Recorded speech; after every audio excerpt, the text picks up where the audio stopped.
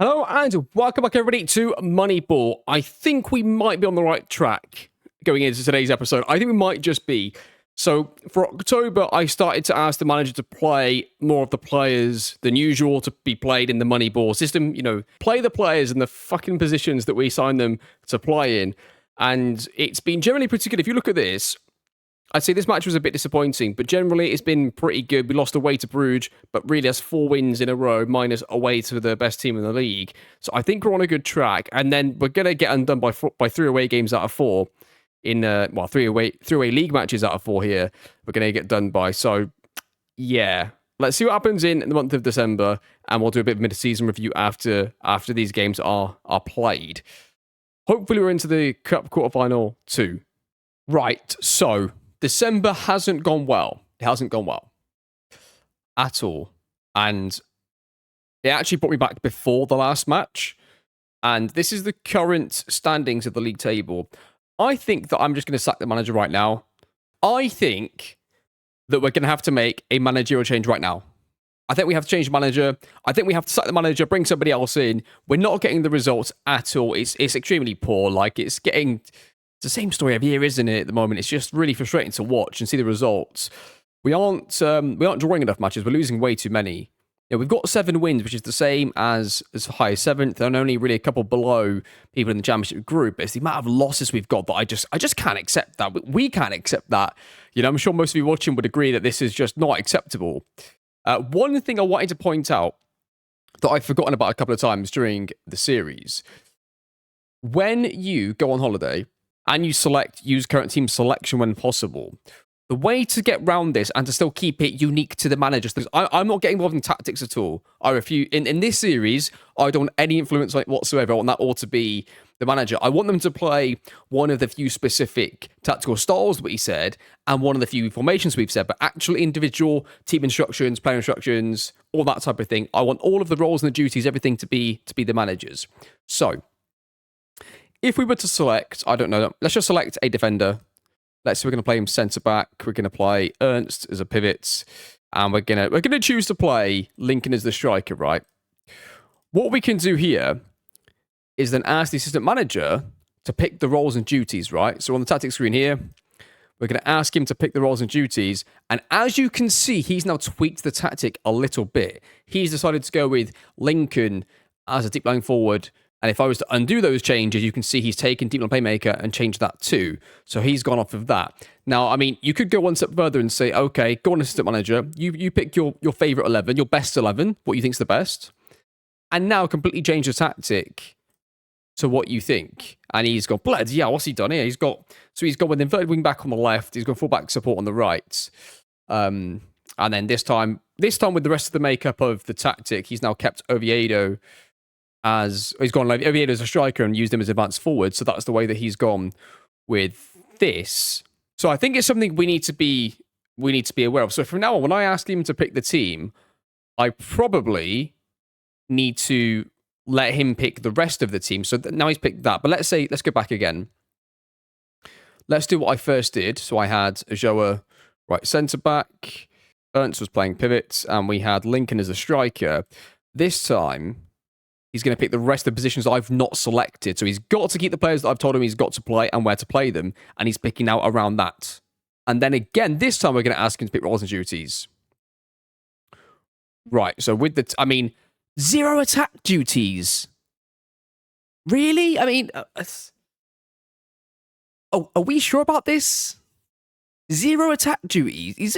And now he's actually gone with double inverted wing backs, but one of them's not going to rotate anywhere. One of them is going to go in and make up a 3 pivots, and the other one isn't going to go anywhere. So yeah, I guess use this wisely to a point too. But it doesn't matter right now anyway, because this manager has not earned himself any longer. It's going to cost us a lot of money, I think, to remove Marco Silva. But I don't think we can accept this. I mean, I don't care what the settings are on any. I don't really care what the situation is with anything. Having our team 11th halfway through the season is just not good enough. We have half of the points of Anderlecht. Like, what are we doing? What are we doing here? So if Marco Silva is going to leave, the question obviously becomes, who do we replace him with?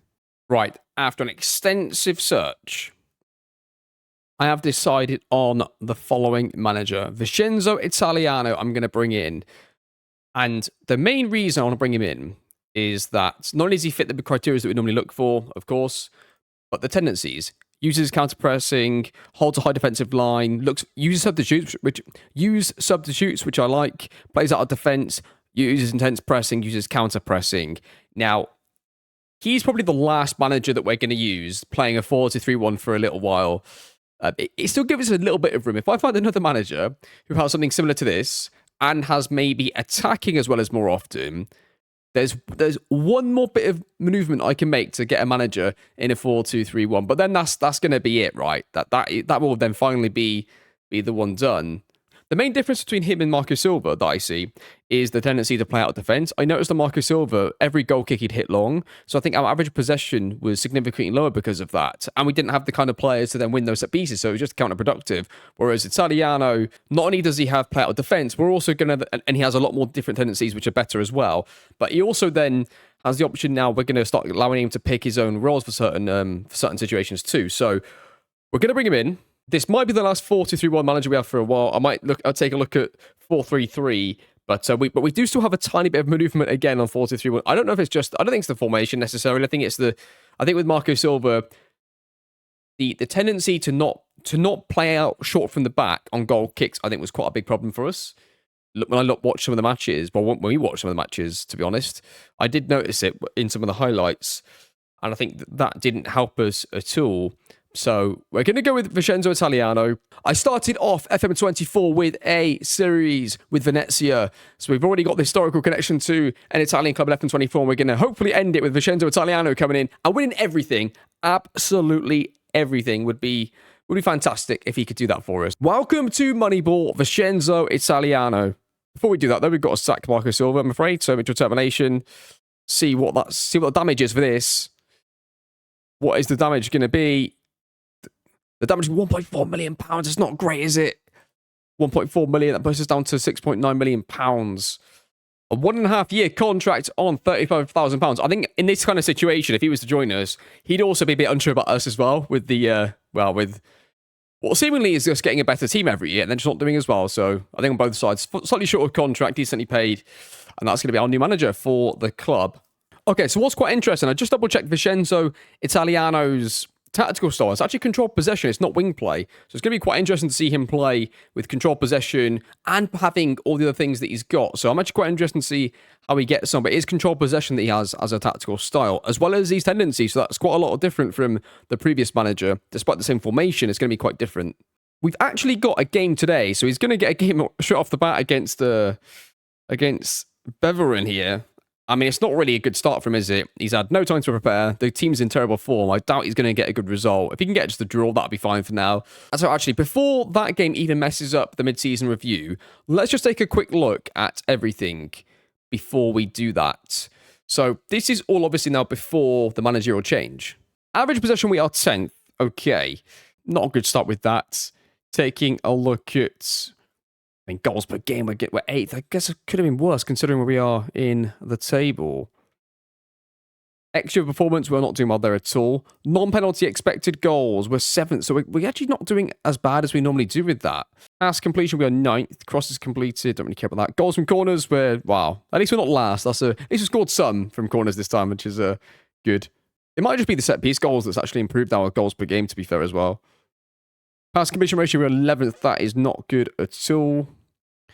Right, this is interesting. Chances created. I mean, tied 4th. It's not too bad, you know. Shots 4, shots on target. See, if you'd have shown me this, I would have thought we would be doing slightly better than last year, but we're definitely not. Shot on target ratio, conversion rate. Conversion rate is still so low, isn't it? It's really not good. Dribbles made. The top of that, I think from the manager using mostly the winger role, is why that's so high. Final third passes are 4 per game, so we're quite low on that. We've conceded 7 goals from corners. What are we doing? I'll tell you what.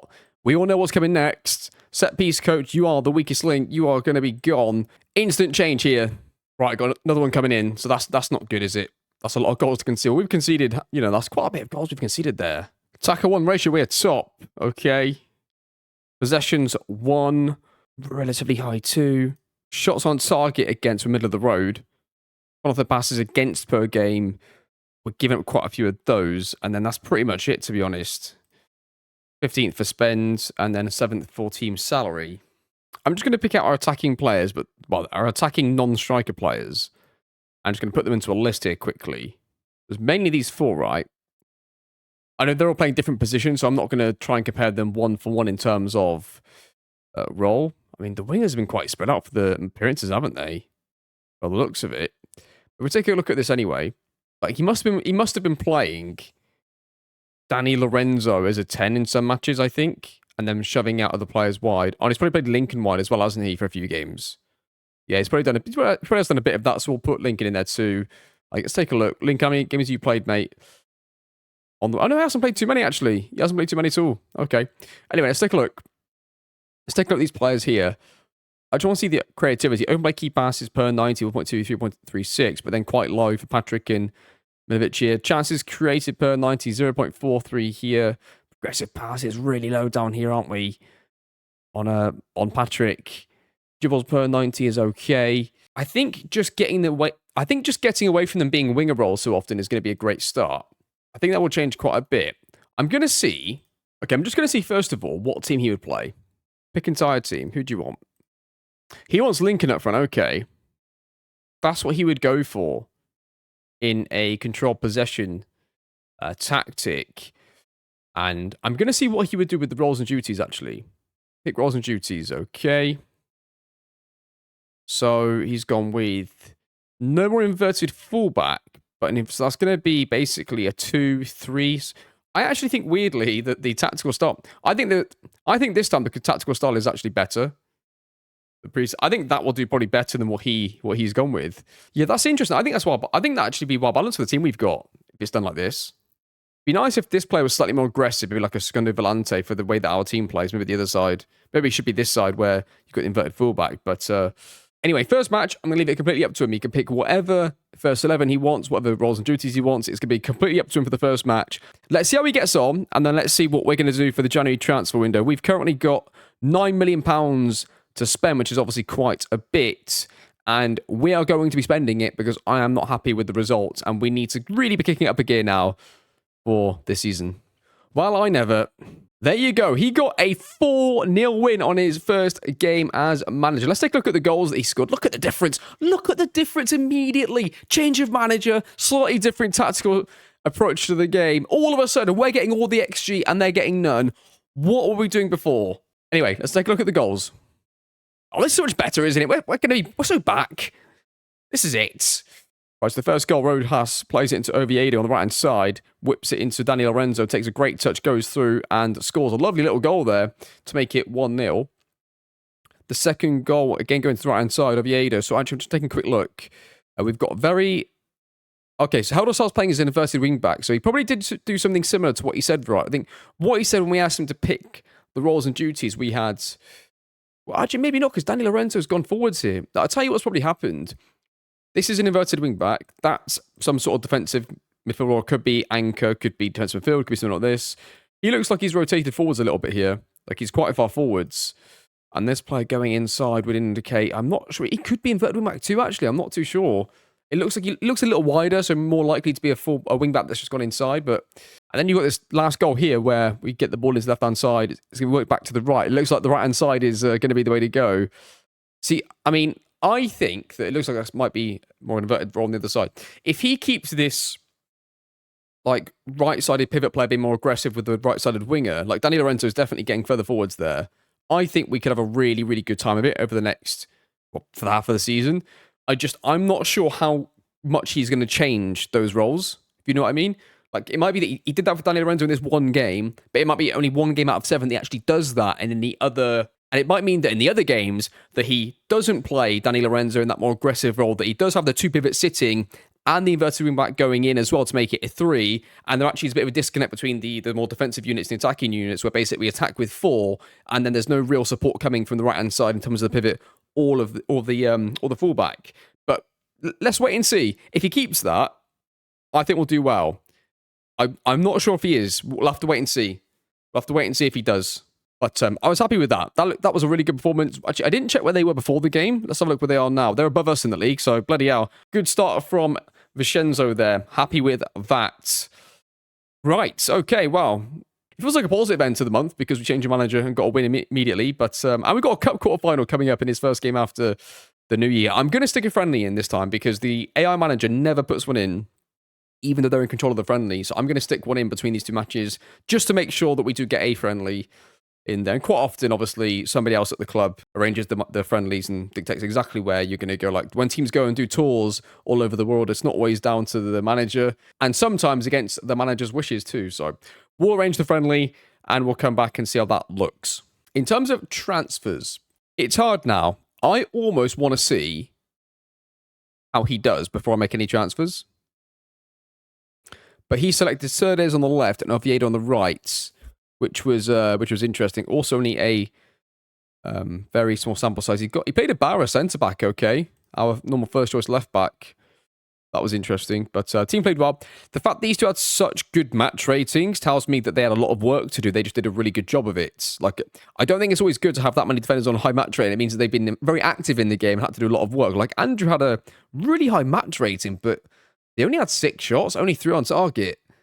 And the XG was only that low, so I'm not quite sure. I mean, that's actually impressive stuff. I love this. Oh, I feel relieved now. I think changing the manager, I wasn't sure about it because it was going to be an expensive change. I didn't want to change the manager again, but I felt like it was the right thing to do.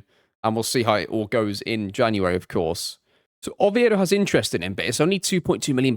It's not really a lot of money, so I'm not really interested in selling him. Lincoln has a lot of interest, but it's not really enough for me to take much of an interest in selling him. Haldasar, the same thing. Danny Lorenzo, maybe. But again, my gut feeling, Cerdes, I mean, if they want to buy him for £90 million, they'd be my guest. I doubt they're going to do that. We will scout the entire shortlist over the next week. I tell you what, let's come back in a week's time. Let's see the shortlist come back. And once that's done, we'll start to search for some new players and some new positions too, and see if there is anybody that we think could be worth signing, especially in some attacking areas. See you in a week's time. So, somebody did come in and activate Lincoln's release clause, and so I decided to just offer him out to see if anybody else wanted him, because if he's going to go, I may as well guarantee he's going to go and then look to focus on a replacement, and that's what's going to happen. So Lincoln came in for £2.5 million, going to be sold for nearly 10, really good profit, and should give us enough money to replace him. Like we should be able to get a starting level striker for £10 million, but for 2.5, he was a really good signing, to be honest. Didn't he come from the Chinese league as well? Japanese league, J1 league. He came from the J League, so yeah. I'm optimistic about getting a replacement, but pretty disappointed that he's going to be leaving us in the transfer. And Cerdes had an offer for £50 million. I just offered him out to see what we could get for him, and it turns out quite a bit, but losing both those players really does hamstring the manager. But I mean, we've sort of fucked the season anyway, haven't we? Let's be honest. So I don't know. It depends who we can get in for Cerdes. I might keep Cerdes anyway, but Cerdes won't sign a new contract, you see. So if he stays this season, it will only be for the rest of the season anyway. And because this season's not quite a write-off, but because we could still get into the championship group, right? But we're not doing anything, are we, really? We're not in Europe, so I'm not too bad about losing them both. If we were like a team that was in Europe and challenging the title normally, and we just had an off year, I'd potentially be less willing to get rid of him, because I think we could win a cup, we could win a European trophy. He might then be happy to stay, but I doubt he's going to turn it around. So we'll see what happens here. Okay, it's time for the January scouting. Looking forward to this. We need to get some players now, apparently, especially at striker. First of all, we can look at Paris Brunner. Plays in the third tier of German football, which might not sound outrageous to you watching, but he plays for one of the top teams, B teams, which is always, I think, a bit different. Plays for Borussia Dortmund's B team in the German third tier. Banging in the goals is Paris Brunner. XG overperformance of 8.29. That's what catches my eyes. One of the few players that's ever... He's actually hit the metric. He's actually really close to it, isn't he? Conversion ratio of 27%, which is above. The metrics look pretty good. Hits almost most of the things we're looking for. So he's going to definitely be brought in onto the shortlist. And we'll give a little scout as well. Tresoldi looks a little bit too expensive for my liking. His wages are just an absolute non-star. Who the fuck's he playing for here? Playing for Hanover. He's getting paid 58 grand a week to play in the second... He's getting paid 58 grand a week to play in the German second tier, which is quite impressive stuff, really. Let's look at Soren Andersen. Soren Andersen playing for AGF, my nemesis in my Moneyball save with FC Midtjylland. He looks really good. 8 goals and 15 starts. Very good start there. Extra performance is 4.22. That's actually pretty good still. Although it says 8 up there. I mean, it says 8, but like you're talking Haaland, maybe Vinicius. I can't remember who played for Madrid up front, but like you're talking players that are going to really destroy opposition defenses and stuff, right? So there we are. Minutes per goal, 1.45, which is fine. That's pretty close. Conversion ratio, 22%, which is above. Shot on target ratio, 58%, which is above. Thank the Lord, we might have somebody here. Shots per 90, 2.79. Shots on target per 90, 1.63. Looks pretty good to me. Got good dribbles per 92. Soren Anderson, I think it's probably going to be the one, to be honest. Like, it would be a bit of a gamble because he's only done it for one season. He's only 18, but that's also why it's probably worth the risk, right? If we're going to lose a top-level striker that's been really good value for money, I mean, I'd happily pay somewhere in this bracket for him. And my expectation, based on the fact he's doing it, I know how good this league is, having played in there recently. If he's doing that in this league, and they are, where are they in the league? His team are currently 9th. Wow! So he's doing this in a team that's only won 3 matches this season. Oh, he's got to be amazing. He's got to be the next big thing, I would expect. We'll give you that for him. Right, they want a bit more. We'll try and get that knocked down. I'll try and get it so he costs us about as much as we're losing our current striker for, but I think he could be amazing. Okay, so for wingers, I've actually got 4 players here that I've highlighted for you that I'm going to be looking at. We have got Oliver Abrahamsen in the Danish league. Again, I'm absolutely sure he's going to be amazing, by the way. If he's hitting these level stats in that league, he's going to be brilliant. So the comparable level for me is fine. That's, I think he's going to be brilliant. But it's going to cost us an absolute... Basically, if we were to sign the 2 players from the Danish league, we'd be buying the 2 players for almost the same amount that we're selling the players for. Now, they're significantly younger players. That's a tick. That's a plus. But they're not guaranteed to be quite as good as the players that we've already got, sorry. So there is a risk to it too. And then we've got John Mercado in the Portuguese Premier League, who's hitting some really good stats down there. And he's a very relatively cheap option. That'll be somebody that we'll look at too if we were to lose. And then a slightly more different rogue one, a younger player again, but somebody from the J League. And based off of the fact that the one player that we signed from the J League so far ended up being an absolutely outstanding player. So if they're getting good stats in the J League, what that's proven to us, I know it's a small sample size, it's only one player, but if they're hitting the really good metrics for their chosen position from the J League, so far, the only evidence we've had is one player that we took the risk on, and they were absolutely world class for us. I say that, we're 11th in the league, so maybe not world class, but they were decent. So again, Satoshi Nagakara here looks really good, hitting the stats and got 11 goals as well to go with it. So 4 potential good wingers there. The last one is Alvaro Casamoa. Now, he's hitting the stats, which is fantastic. The dribbles per 90, most of them probably won't hit that because I've taken that. In fact, I'm on the wrong thing here, by the way. Still on striker. That's the one we're looking for. Yeah, apart from that, he's hitting almost everything else. So 4 players, 4 options for the wing. That's not happened to us so far. I'm so happy we finally got some players and options for the wing. This is what I said. I think I said it a couple of seasons ago, where I said that once it started getting to the point where the players were looking for a new gen, so that is where I tend to do slightly better, and I find the Moneyball system works slightly better anyway. So that's 4 players there. I'm pretty sure all 4 of those would be pretty good. One of them is a new gen. Sorry, only one of them isn't a new gen, which, yeah, I'm happy about this. I'm actually excited about this. It's really good. But number 10 is actually quite hard to find players. I've only really found, I think, one, maybe Torben Bryan here. Hitting some of the metrics, not as many on the others. Pretty good pass completion ratio for somebody playing as a potential 10. So Thomas Suslov looks like he could be a good option too. Let's take a quick look at the comparison. Starting off with open play key passes per 90. 1.80. I mean, that's pretty good, because we're only looking for 1.6. Chances created per 90 is a bit lower on that, though, isn't he? Progressive pass is a bit low. Conversion ratio, he's only a tiny bit below. But, I mean, he's got good dribbles per 90, though, which is quite interesting. He's playing on the wing a little bit. Not the best option. I'd have him as like a backup emergency player. We'll give him a scout, but again, number 10, it seems to be a bit of an issue, which means that, players like Patrick have got a less likely chance of leaving us. We do need the number 10s, apparently, because we're struggling with that. By the way, Fabian Angel, his transfer went through. He was the player that we signed on a free transfer back in the summer. He's joined. I guess what that means as well, if Patrick is out, Danny Lorenzo can now be played further up, and you've got Fabian Angel, Ernst, and Mateus all still to pick from. I've just started to tell Ernst to learn to play centre-back because when I looked at his report, it says that he's good at anticipation, he's good at marking, so it sounds he's more like a centre-back in his attribute spread, you would think, maybe, than... And his lack of is like a flair. So yeah, we're going to make him learn to play centre-back as well. Hopefully he can get good at playing centre-back. Couple of players at full-back we're going to take a little look at in Juan Castillo and Rune here. Rune plays in our own division, which is always, direct correlation from his stats from the rest of our team, which is good.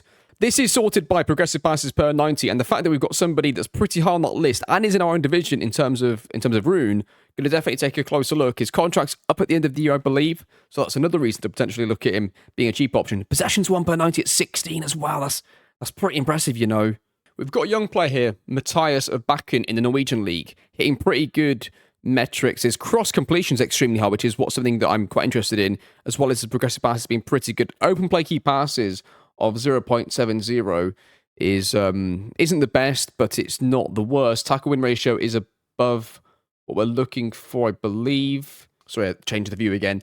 79%. He has got 83. So again, another young option potentially to look at. Okay, moving on to centre-backs. Sander Agium in the Norwegian Premier Division, the top division. 32 appearances this season. Tackle win ratio of 75%. We are looking for 77, so a tiny bit below, but that's obviously within the margin of error, really. He's pretty good. Tackles per, he's pretty good on that. Key tackles per 90, my gets on base stat for centre-backs. He is above that, which is always a good selling point for me. Possessions 1 per 90, we are looking for 16. He's got 17.74. Open play key passes, yeah, don't really care about this. Progressive passes, he's okay. Open play key passes actually above, incidentally. Header 1 ratio is 71%, which is a tiny bit below, but again within the margin of error. But headers 1 per 90 is above. So, looks like a really good option at 19 years old. And he's cheap too, and he's on low wages. Seems like a pretty good must-sign, really, for centre-back. If we have any money left over, though, that might be. Right, so that is the January, I think, scouting done. So I'm going to continue through now a couple of weeks. We'll see how everything comes back. By the way, Garcia had an offer for £2.3 million. I'm going to consider selling him because the manager likes to use Rojas as the right back anyway, and then Salcido should be the next player in line to play right back, but he's not been playing much, to be honest. And I've also offered him to go on loan. But if we get 2.5 for Garcia, I'll probably let him go. I'll only sell Herdosar if I get a replacement for a similar value, because he's really useful as a player, especially if Ibarra's going to play centre-back. So that is pretty much everybody up to date. I mean, Lincoln's got a small injury, but not enough to stop the transfer going through. So he'll almost definitely be gone, and we'll look to bring in a striker. But let's see what happens over the next few weeks. I'll bring you back for some negotiations when I get some offers accepted, and we'll see how we get on. We currently have £9.22 million to spend, 38 grand a week in wages, but the 2 players leaving are going to be leaving for 3 players. We've got Cerdes leaving on 17 grand a week. Garcia's on 9.75. That's quite a lot, actually. And 15.75 for Lincoln, too. We've got some off. I tell you what, let's cash these in. Let's cash these in because even if it's just like a little bit of money, we'll just take the money now. Because I think this window really could be quite a transformative window for the rest of the series. We've got so many good young players that we can sign. And when I've been in this situation before a couple of times, I've not been able to get these players. So it's really important. And I'd almost be willing to really go aggressive in the turnaround. Like, I'm willing to sell more players in this window now because I know of the potential of the players we could bring in and where we are in the league, right? If we were in a title race, I'm not going to be happy to sell 5 of my best players to bring in 5 new ones and turn around the squad when we're doing well. But the season's gone from what we would expect as a minimum acceptable value. We might still be able to get into the top 5, top 6, and get ourselves European football. That's sort of well on the cards. Not only we can finish in the second group, don't forget. We can finish in the second group and still get European football. If in a worst case scenario, which I'm hoping is something that we can do if we don't end up in that top group. So let's see what happens. You'll join me back in a few weeks and we'll go through some transfers together and see what happens. But hopefully we can get ourselves into some new players and we'll get ourselves into the Cup semi-final again and see if we can get ourselves through this time and potentially win a trophy in this season for the first time. Exciting times. We've been able to finally get the board to agree to some new training facilities, which will be good for improving the players and attracting better players to come to us too. So that's going to be good news. Something for the end of the season to look out for, but I'm pleased about that. So Cerdes has agreed to join Sevilla for, well, whatever the amount is. We're going to get, the important thing for us, I think it's 15, we're going to get 8.25 in transfer budget. They want 9.75 for Abrahamson. We'll try 5 for now. The winger from the J League, they want a lot less. We'll just get some offers out and see what we can do here. Okay, so we had to activate Abrahamson's release clause. So it's going to cost us that if we sign him. Soren Anderson is 12 million, 7 of it up front. We're going to try and get him down a little bit in his wages and stuff and see if we can get this release clause higher. Right, so we're able to get him for that. I could not avoid the release clause in negotiations. I tried. The highest I could get for him was 20. So, I mean, if we sold both players, it's a profit on both players anyway, so we're not going to lose money. But, yeah, I'd like to get those removed as soon as possible. We're going to try and get those in for now. We'll try and get in Soren Anderson and Abrahamson, and Nagakura would be good too. I think those 3 players coming in would be good. So what I've decided to do, if I was to sell, we're going to sell, obviously, Lincoln, Cerdes would go, and I'll probably try and sell Oviedo too, just getting that 8.75 grand a week back into the club, and that extra 2.5 million pounds transfer money, it would leave us with 3 wingers. It would leave us with Abrahamson, it would leave us with Nagakura, and then it would leave us with Milivojevic, who's not been great, but he's still relatively new to the team. So, I mean, I'm fine with that as well. So, that's what I'm going to plan to do for the transfer window, and we'll see how everything else goes out. And then Garcia's going to be gone too. Salcedo might go. It depends. If I sell Garcia, I'll keep Salcedo because it's going to be just a backup role. But he'll get some more minutes than he's had so far.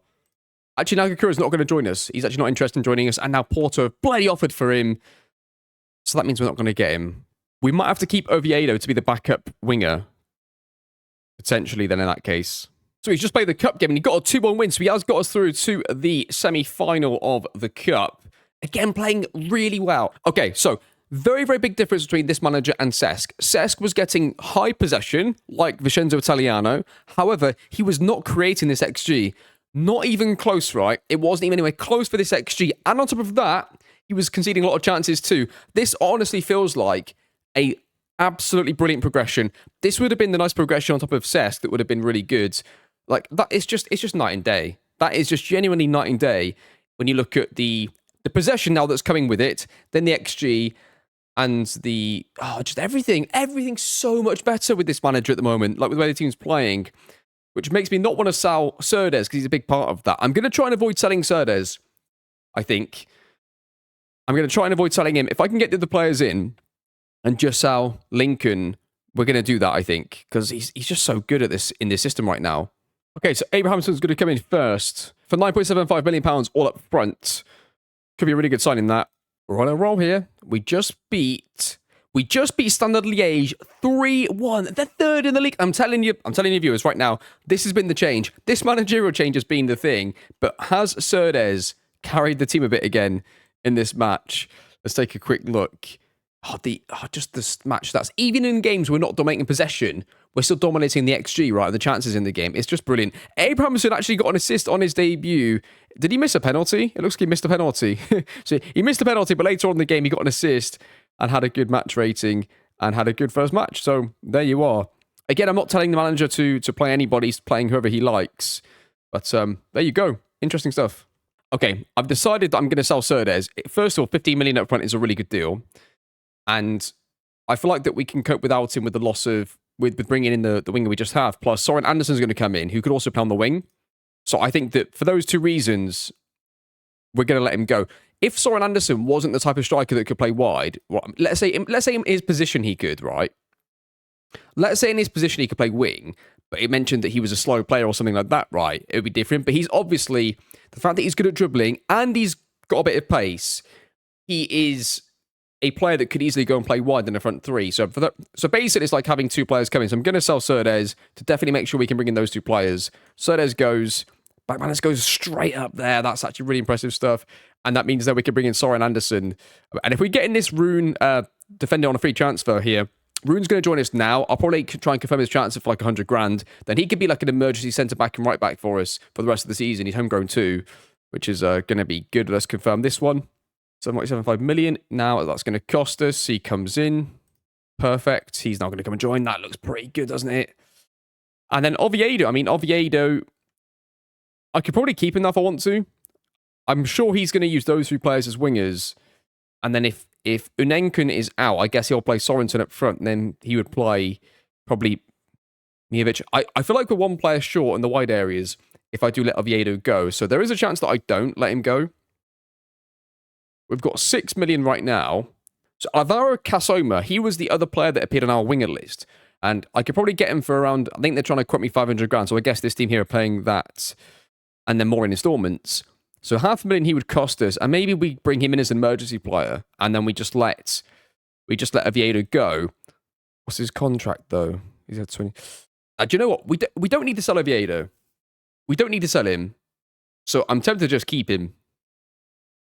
I think it allows us to keep it. I think we've made enough changes in the squad, right, to help us long term. But Oviedo will also help us right now this season. And although we haven't got much of a chance to win the title or anything, like the 3 million isn't going to make a huge difference. I don't think he's going to drop that much in value over the course of the season, right? I still think we'll get around 3 million. If we get around 2.5, I'll be happy if we can just make a small profit on him. But he's actually playing pretty well this year. I'm going to keep Oviedo. And then, because either if Unenkun is the first choice striker now and he is out, he can then either play, the system manager can play Anderson up front to replace him, or he can play Oviedo up front, which then opens up a space for Anderson. But either way, I'm not too bothered. As long as one of them goes in, we're going to be fine. And that is probably going to conclude the business, I would expect. I mean, Salcedo will probably go out on loan. If I look at the players that are currently available that the scouts think is worth the best. Now, this player here still hasn't hit enough of a sample size to sign, so he's out. I could try and sign Kasoma and the goalkeeper for the rest of the window and then leave it there, probably. That's who they think is the best option there. Just going to chuck some offers in and see if we can get anybody for like a really, really good deal. But the player that I really wanted was the left winger, Nagakara, who unfortunately isn't going to sign for us. He's going to sign for Porto, but we can't get everybody. We can't get everybody every season. There's going to be some players that we just can't get, and I guess he's going to be one of them, unfortunately for us. Okay, so the January transfer window is over. It is completed and finished. There is nothing else for us to do. I did get Rune in for the, the buy now option when you sign a player for the end of the season. He came in for 450 grand. And the new manager has actually played him a little bit so far, which has been quite interesting. So it might have been quite a good signing for us, again, on a free transfer. It's really good to get those players that are on your shortlist that when they become available on a free, you've already got them lined up as hitting your stats. And he actually hit our stats this season too, which is interesting. In our own division, of course, which is always great to see. The results have off-camera been like this. We had a draw in the home game in the first leg, right after we sold Cerdes, and I thought, oh, okay, maybe Cerdes was holding it all together. Then we lost again, and I was like, okay, definitely. And then we beat Charleroi, then we then beat Genk away from home, and Genk, of course, were in the top 5 as well. Even in the games where we lost and drew, we still had the XG in our favour, both times. I'm really confident that this manager is the way to go. I think this is like a springboard now. This is the platform that we're just going to build on, I think, from here on in. I think this really is the way that we needed to go. I'm pleased we got there in the end. We managed to find something that worked. I do feel confident this is the way we're going to go. I'm going to try and stick with this manager now through thick and thin for the next foreseeable future. Even if we start slowly next year, as long as statistically he is maintaining what he's doing right now, we're going to stick with him. I'll put it down to the players not being quite ready or good enough at this moment. The only area of concern is that he's not selected Soren Anderson at all yet. Soren Anderson has to play striker or wing. We didn't spend that much money on him for him to not be used. So I'm going to have to force him to play him between now and for the rest of the season, really. We know he's going to do well if he gets to select things himself, but I'm going to force him to use Soren Anderson and probably Abrahamson too, but I think he'll play those two anyway. Oviedo's having a pretty good season, incidentally, but I'm going to force him to play these two players.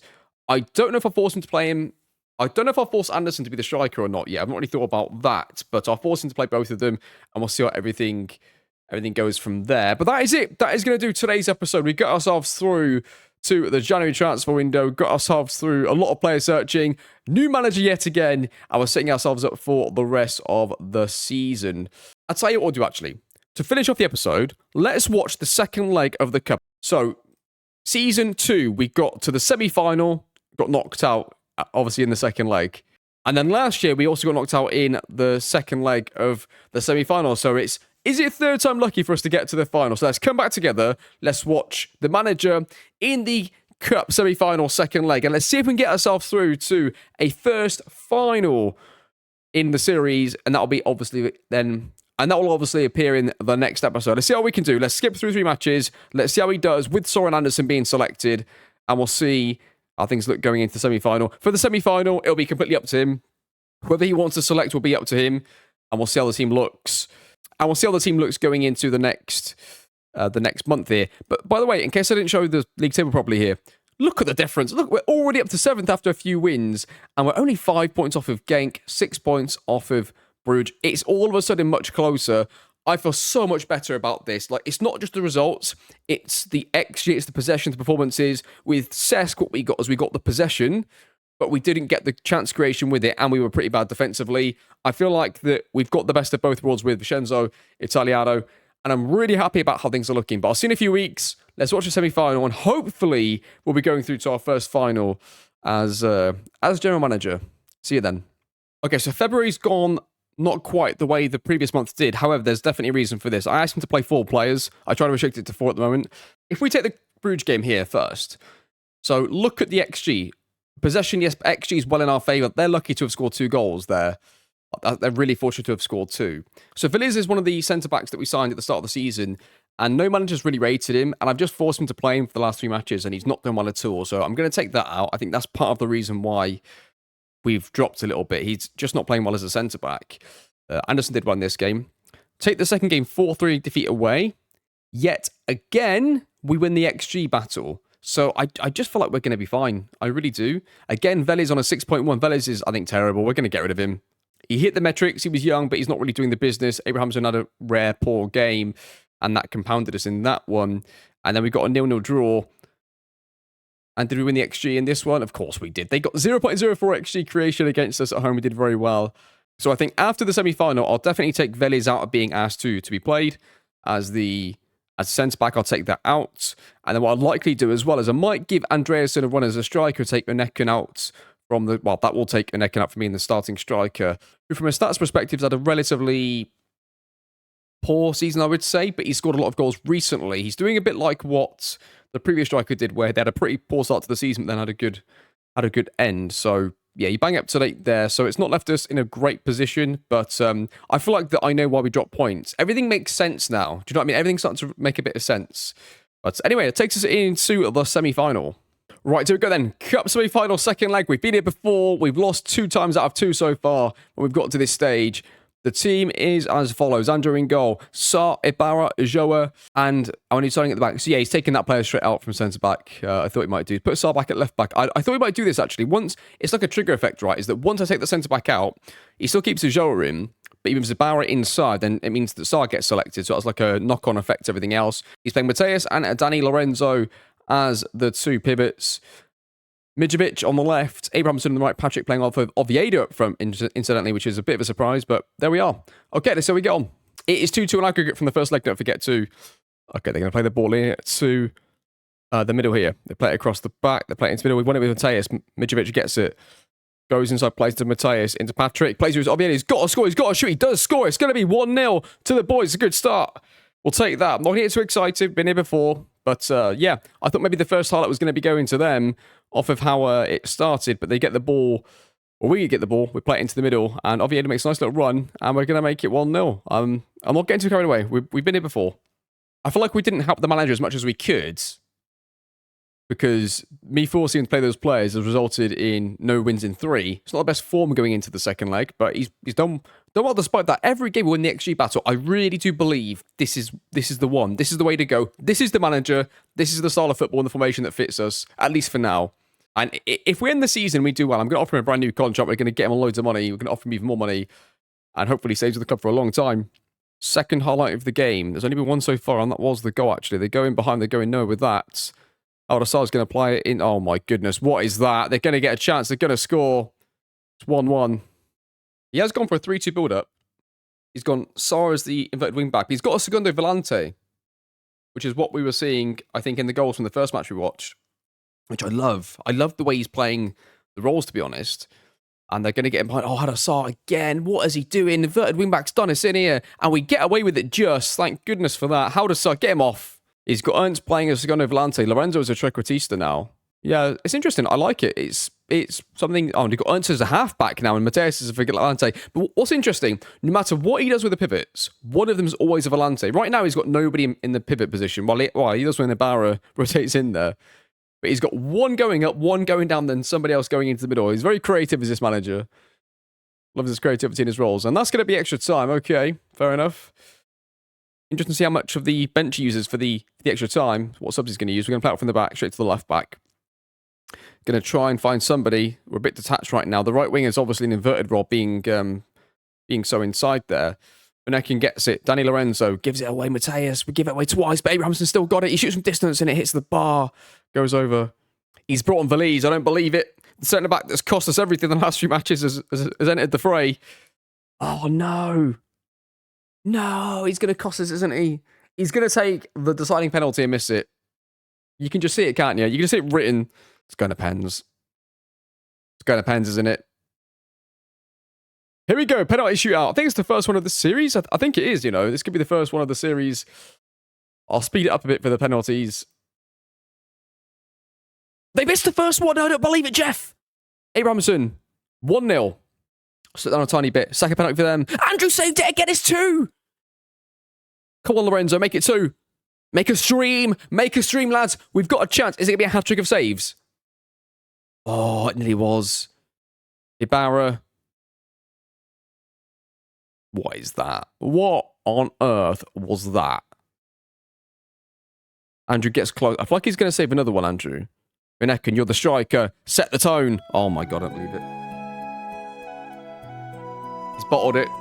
Andrew saved it. I told you it was coming. I just had a feeling because he was going the right way every time and getting close. I had a feeling he was going to eventually save one. Angel, the free transfer from the summer, scores. We're through to the final. What a managerial change that was from the GM. I deserve all the credit. Thank you very much. It's the first game, incidentally. It's the first match with this manager that we didn't win the XG battle. But we won the game. We won the tie anyway, getting through on penalties. We will take that. Come on, boys. And we play Anderlecht in the final, which is in a few matches' time only, in the May, 4th of May. Star Wars Day it is. Don't believe it. Oh, wow. What an episode. What an episode. I'm so pleased it finished on such a positive. I wasn't sure what was going to happen after the start of the video. Like, going into January, going into December fixtures, doing as badly as we did. I didn't really see a clear way we were going to end on a positive, but we have. We ended on a huge positive. But yeah, that is your league table anyway to finish off. Take a quick snapshot of that. Not looking great, but that'll improve, I think, over the course of the rest of the season. But most importantly is this, the cup final. There it is. Union versus Anderlecht. 4th of May, 2028. Our first chance to win a trophy with our new manager that I believe in. The first manager to adopt the Moneyball system, playing the players in the right positions generally, and playing a style of football that most of the stats were based on. This is how it works. Moneyball's here to stay. Moneyball is going to work eventually, I hope. We're here. I think we're on the right track now. We've got a good squad to build upon. And a young squad worth quite a bit of money too. Like, we keep selling players like Cerdes. I would only have sold Cerdes if I was pretty sure I could replace him. And the fact that his contract was up. If Cerdes would have signed a new contract, I would have signed him, probably just kept him, and just found a way to maybe sign Abrahamson or Sorensen and not the other. And tried to wait till the summer to get the other one. But anyway, you can't always time things that you want. It's sometimes you're beholden to sometimes you're beholden to the players that are worth the most, that are valued the most. Either they don't want to sign a new contract, or a club comes in and takes them off you. And the same in the striker's case, right? I probably wouldn't have wanted to change Lincoln, but he had his release clause activated and the rest was history. So, but that is going to do it. Thank you so much for watching the series. I really do appreciate all the support and all the comments. You'll notice that I don't say, oh, please like and subscribe and all that nonsense in each video, but because I just think it's annoying to listen to. But yeah, if you do choose to like the video or comment, it all helps the channel. It all helps boost the channel and supports me. And if you're one of those people that watches the video but doesn't tend to leave a comment or want to leave a comment, just liking it or something like that allows me to know that people are watching and still wanting to watch it.